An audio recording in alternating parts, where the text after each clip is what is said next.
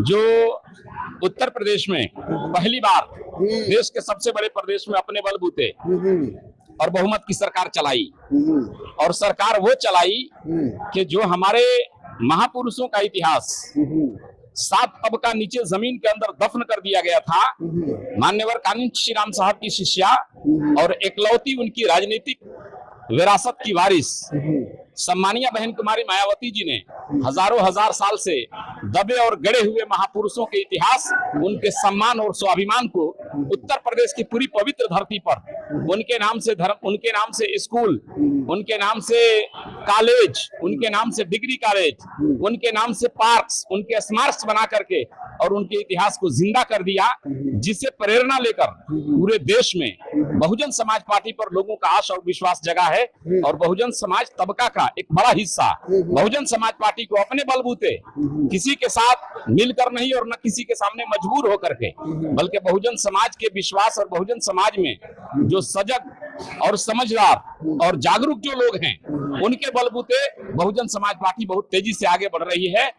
और आगामी 2025 बिहार विधानसभा होने वाले चुनाव में बहुजन समाज पार्टी इस ताकत में आएगी कि बगैर हमारे किसी की सरकार नहीं बनेगी।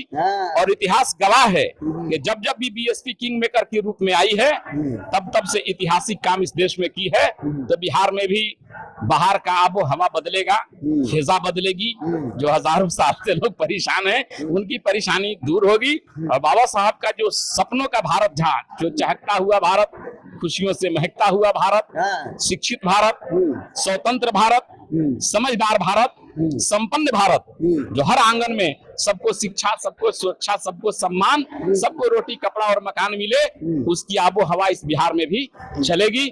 इसीलिए पूरे मुस्तैदी के साथ हमारे बूथ स्तर से लेकर के और प्रदेश स्तर तक के एक एक कार्यकर्ता पूरे दमखम के साथ क्षेत्र में लगे हुए हैं और इसका फल हम लोगों को मिलेगा। और बहुत सारे लोग बहुजन समाज पार्टी पर ये आरोप लगाते हैं कि टिकट का जब समय होता है देने का, तो पैसा लेकर बहुजन समाज पार्टी टिकट देती है। लेकिन अभी बैठक में थे एकदम क्लियर हो गया कि जो सदस्य ज्यादा बना कर लाएगा उसको मिलेगा। क्या सच्चाई है सर? पैसा वाला आरोप बात के मैं आपके माध्यम से उन लोगों ने कहना चाहता हूँ कि आपको पता होगा कि अभी इस देश में इलेक्ट्रोल बॉन्ड का मामला बहुत बड़े पैमाने पर उछला था।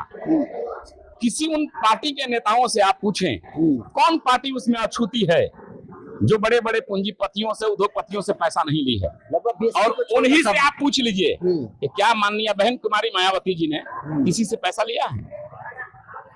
तो ये हमारी पार्टी का विचारधारा है। और हमारी पार्टी धन्ना सेठों के पैसे से नहीं, हम अपना कार्यकर्ता, हम लोग 6 दिन में 1 दिन पार्टी के लिए और मिशन के लिए समय देते हैं।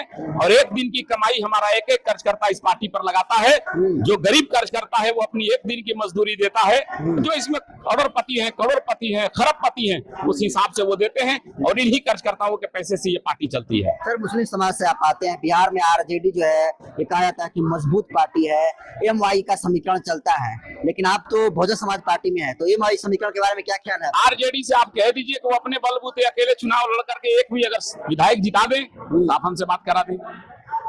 अकेले आज अगर वो चुनाव का ऐलान कर दें और एक भी मुसलमान अगर आरजेडी के साथ खड़ा हो जाए बिहार में, तो आप हमें दिखा दें। तो बिहार के मुसलमान किसके साथ है? बिहार के मुसलमान अभी इस बात को अपने असली दोस्त और दुश्मन को समझ नहीं पाया है, लेकिन हम लोग इसका पहचान कराने में लगे हैं। हम लोग बाबा साहब का पैगाम पहुंचाने में लगे हैं। और बहुत तेजी से मुस्लिम समाज का जो बड़ा हिस्सा है वो अब समझने लगा है। और उनके नेताओं पर जो अन्याय अत्याचार हो रहे हैं, उस समाज पर अन्याय अत्याचार हो रहे हैं। अभी बिहार में भी बहुत जगह मॉब लिंचिंग हुई मुसलमानों की। बिल्कुल, आप उनसे पूछें कि तेजस्वी यादव या उनका कोई जिम्मेदारी, कोई नेता, कोई जिम्मेदार नेता उनके यहाँ पुछार करने गया? नहीं।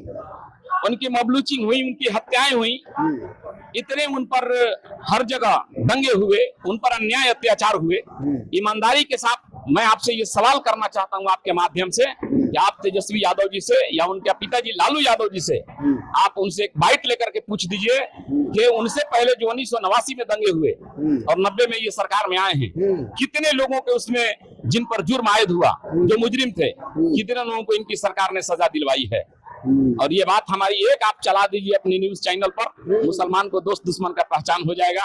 आप हमारे छोटे भाई हैं, आपसे हमारी उम्मीद है, गुजारिश है हमारी ये कि ये बात आप तेजस्वी यादव और लालू यादव जी से पहुंचा दीजिए। और एक सवाल मैं और करना चाहता हूं कि जब जिसको मुसलमान ने अब तक जिन पार्टियों को वोट दिया है, मैं उनके किसी भी नेता से डिबेट करने के लिए तैयार हूं। हमारे 5 सवाल के जवाब वो दे दें और उनके हर सवाल का जवाब मैं दूंगा। क्या सवाल है सर? 5 हमारे 5 सवाल ये हैं